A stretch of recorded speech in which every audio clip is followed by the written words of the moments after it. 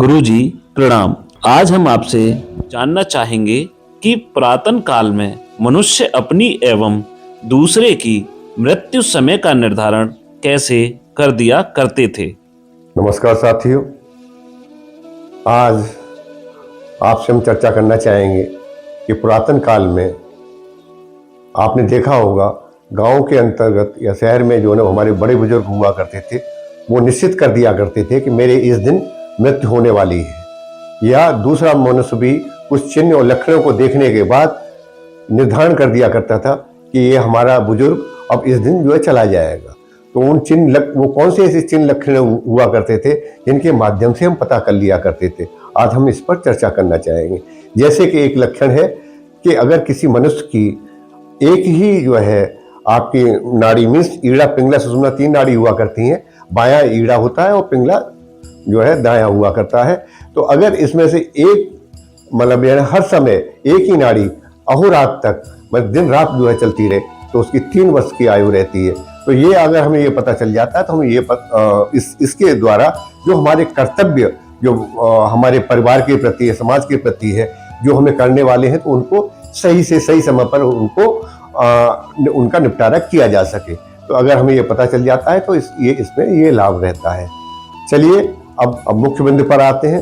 जीवन का असंभावी सुनिश्चित तत्व यह है कि एक दिन हमारी मृत्यु होगी, परंतु हम इस सच को भूले हुए रहते हैं। दूसरा कारण यह है कि हमारे अंतर्गत जीवित रहने की इच्छा का विद्यमान का पातंजलि योग दर्शन में इसे लौकिक बुद्धि का लक्षण बताया है। युधिष्ठिर से भी जब यक्ष ने प्रश्न किया था कि आश्चर्य क्या है, तब उन्होंने बड़े अच्छी तरीके से बताया था कि प्रतिक्षण लोग मृत्यु को प्राप्त हो रहे हैं और जो जीवित हैं वे इस सत्य को देख भी रहे हैं, फिर भी वो यह नहीं सोचते कि एक दिन उन्हें भी मरना है या इस संसार से जाना है। यही सबसे बड़ा आश्चर्य है। परंतु मनुष्य जब इस सच्चाई से अवगत हो जाता है तब इसके अंदर एक भय समाप्त हो जाता है। तब फिर वह अपने कर्तव्यों को कर्मों से विमुख नहीं होता है। इसीलिए बुद्धिमान मनुष्य को इस अनिवार्य मृत्यु के लिए शोक नहीं करना चाहिए और अपने दायित्वों तथा कर्तव्यों को समझदारी के साथ में आगे बढ़ाते रहना चाहिए, क्योंकि जीवन का अंत एक नई यात्रा का आरंभ समझना चाहिए। यह हमारी सनातन संस्कृति का पुनर्जन्म की अवधारणा की पुष्टि करता है, क्योंकि जिसकी मृत्यु होती है वह पुनर्जन्म भी लेता है। इसीलिए शोक का कोई कारण ही नहीं रह जाता है। गीता के अध्याय 2 श्लोक नंबर 27 में भी बड़ा अच्छा बताया गया है इसके बारे में। जातस्य हि दुर्भो मृत्यु जन्म मृत्यु से तस्माद् पर्यार्थ न तत्व सोचे वर्ते से। अर्थात इसका अभिप्राय यह है, जो जन्म लेता है उसकी मृत्यु निश्चित है और मृत्यु के पश्चात पुनर्जन्म भी सुनिश्चित है।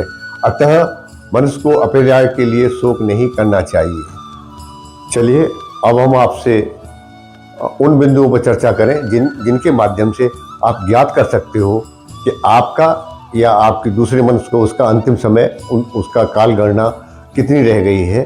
तो उसको ज्ञात करने के लिए हम आपसे यहाँ सचेत करना चाहेंगे कि जब इस तरह से जो है ना आप काल गणना करें अपनी या किसी दूसरे की, तो उसमें अपना सेंस भी लगाएं और कॉमन सेंस भी लगाएं, अर्थ भी समझें और उसका भावार्थ भी समझें। क्योंकि कभी कभी जो है ना हम लोग बड़ी गलती कर देते हैं और ये आपके जीवन से जुड़ी हुई है। तो आप किसी दूसरे की भी घोषणा करेंगे या अपने के बारे में सोचेंगे तो उससे पहले जो है ना हमें बड़े अच्छी तरह से इसको समझ लेना चाहिए, क्योंकि हम जो कुछ ही बिंदुओं पर चर्चा कर रहे हैं, क्योंकि एक बिंदु से नहीं चर्चा जो करेंगे तो उसके जो है हम 2 या 3 बिंदु जो है ना हमने चिन्ह और आपको दिखाई देते हैं, तो उनके माध्यमों से ज्ञात करके तभी जो है ना हम घोषणा करना चाहिए। नहीं तो ये इसका सेंस और कॉमन सेंस नहीं लगाया आपने तो ये दुखदायी हो सकता है। चलिए अब एक एक करके हम चर्चा करना चाहेंगे कुछ बिंदुओं पर। वैसे तो बहुत सारे बिंदु होते हैं, तो यहाँ पर थोड़े से बिंदुओं पर चर्चा करते हैं। जिसका दिन रात एक ही स्वर चले तो उसकी मात्र आयु 3 वर्ष हो जाती है, और अगर उसको 3 वर्ष पहले पता चल जाएगा तो जितने भी उसके कर्तव्य का निर्वाह जो करना है तो आराम से कर सकता है। तो इसी प्रकार से जिसका लगातार दो दिन रात पिंगला मीन्स दायां स्वर चले उसकी 2 वर्ष की आयु रह जाती है। 3 दिन रात एक ही स्वर चले तो मात्र उसकी 1 ही वर्ष की आयु रह जाती है। जिसे सूर्य चंद्र की प्रभा ने दिखाई दे तो 11 महीने की आयु रह जाती है। जिसे सोना मीन्स गोल्ड तथा दिया पूर्ण प्रतीत होती है तब उसे 9 महीने की आयु मात्र शेष रह जाती है।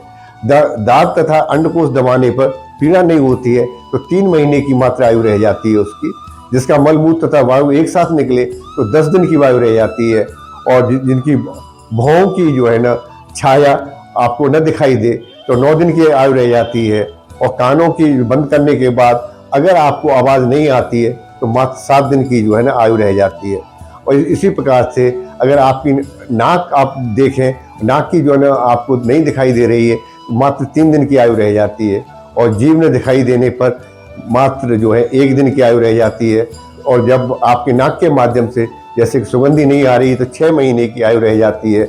नहाने के बाद जिसका हृदय, पैर तो माथा सूखने पर जल्दी से सूख जाता है अगर नहाने के तुरंत बाद में, तो मात्र उसकी 3 महीने की आयु रह जाती है।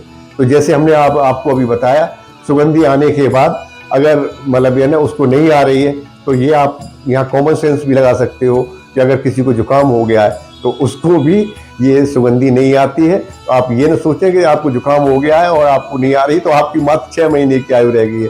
इसी प्रकार से अगर आंखों पर आपके चश्मा चढ़ा हुआ है, आंखों में कोई बीमारी लग गई है, आपको दिखाई नहीं देता है और आप तारे उसको दिखा रहे हो तो पता चला कि वो जो है ना उसको नहीं दिखाई देंगे। अब कहेंगे आप तो तुम्हारी अंतिम समय आ गया है, आप अपनी तैयारी करिए। तो आप इस तरीके से अगर सेंस भी लगाएंगे और कॉमन सेंस भी रखेंगे तो उस जो है ना इस हमारे जो पुरातन काल में जो है ना ऋषि मुनियों को ज्ञान था उसका लाभ ले पाएंगे। धन्यवाद।